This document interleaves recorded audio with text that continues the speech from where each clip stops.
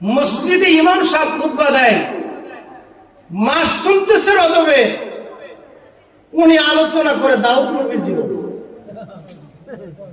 মাস চলতেছে 12 রবিউল আউয়াল, রবিউল আউয়াল নবীর আগমনের মাস, উনি মুসা আলাইহিস সালামের জীবনী আলোচনা করেন। যে মাসে বসবাস করতেছেন ওই মাসের হক আছে কিনা? কি বলেন, আছে কিনা? যে মাসে আমার নবী আগমন করেছেন ওই গোটা মাসটা আমার প্রিয় নবীজির জিন্দেগি নিয়ে আলোচনা করতে হবে।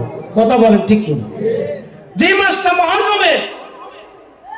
মুহররম মাস, মুহররমের 10 তারিখে আমার প্রিয় নবীজি আহলে বায়াতের সদস্যদের সাথে কি আচরণ করা হয়েছিল, কারবালার কোন ইতিহাস, এই ইতিহাস মানুষদেরকে বলতে হবে। কথা বলেন ঠিক কিনা?